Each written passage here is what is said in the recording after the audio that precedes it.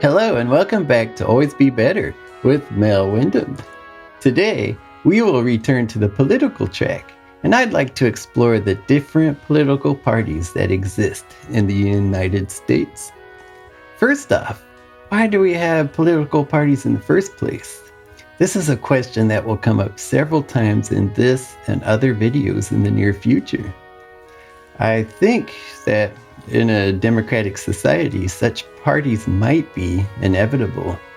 People who seem to share the same political views will tend to find each other and join forces, and a party is born.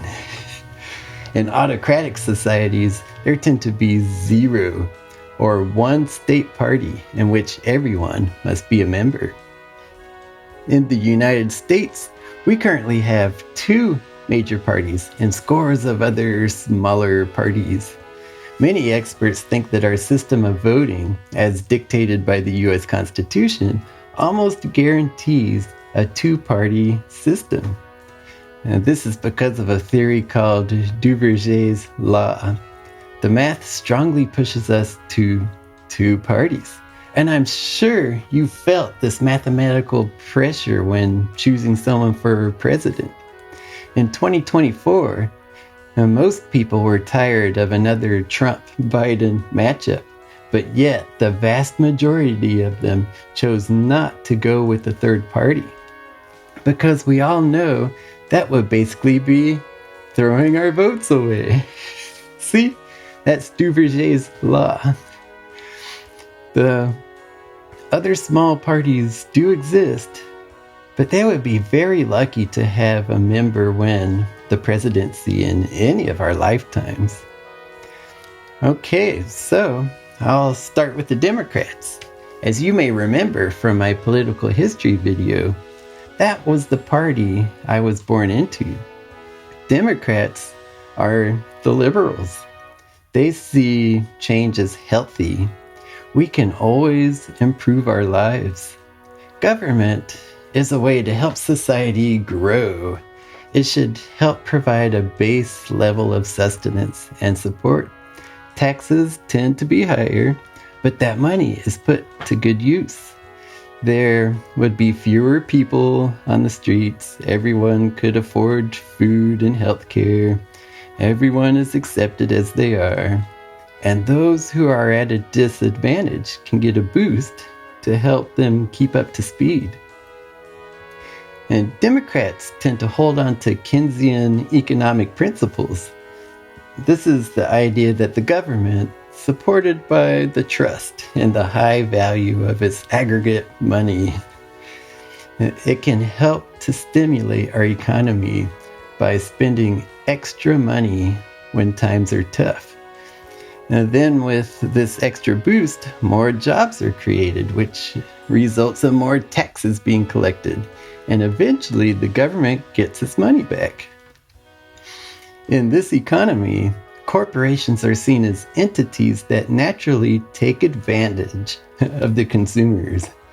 They'll take any opportunity to make a profit. And so, our government needs to step in and regulate them, stop monopolistic practices, and protect consumers. Okay, well now let's move to the Republicans. Remember, in that same video, I tried them for about 16 years. They're also known as the GOP, the Grand Old Party. And these are the conservatives. Tradition is important. If something has worked for centuries, then let's keep doing that. Now, government may be good at some tasks, but most of the time, it just gets in the way and introduces too many inefficiencies. Taxes are smaller because the people and corporations know best how to spend their own money. Everyone has a fair shot at success, but they're on their own. The government shouldn't be in the business of lifting people up artificially at the expense of others who deserve their own fruits of working hard. Republicans tend to hold to traditional old Chicago school economics, supply and demand, opportunity costs, deadweight loss, specialization, free trade, and so on. Regulations only slow things down and introduce inefficiencies. If we let businesses do their jobs naturally, economic pressures will create the most wins for everyone. More jobs are created and more taxes collected, and so on. In this economy, corporations are the backbone. As they serve shareholders, they are at the same time serving customers. Regulations only increase costs that get passed directly to the consumers. Smaller government gives us the best outcome for everyone, because after all, how can the government know better how to run a company than a business that specializes in that product and knows its customers? So together, the Republican and the Democrats make up the two biggest parties that have dominated American politics for over a century, ever since Lincoln. One party is left or liberal, and the other party is right or conservative. And we see this in many other democratic countries that have mostly a two-party system. One party is always left, and the other is always right. We'll explore this angle in later videos. But for today, let's wrap things up by looking at a couple of the third parties, the biggest of the little ones. The Libertarian Party was one that has caught my attention in the past. I even voted Libertarian in 2016. They are the ultimate small government party.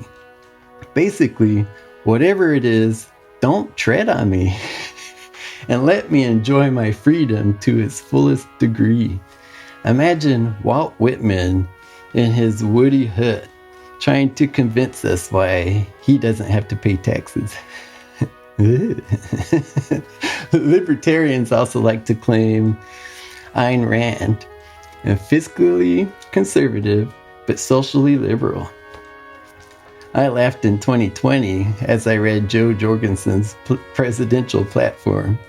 What would she do about COVID? Nothing.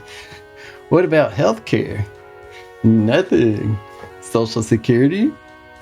Get rid of it. Abortion? Do nothing. Immigration issues? Do nothing.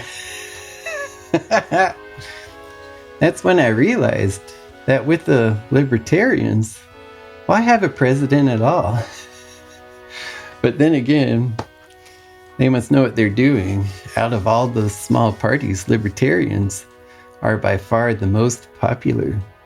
They think that if one of the two major parties fail, they would be in the best position to come in and take over, a la Lincoln when the Republicans had their first win. I guess we'll see. Another popular party seems to be the Green Party, which of course is most concerned about environmental issues.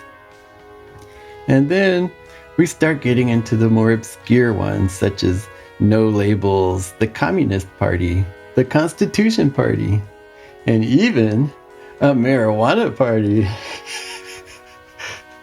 I don't know much about these parties other than that they exist.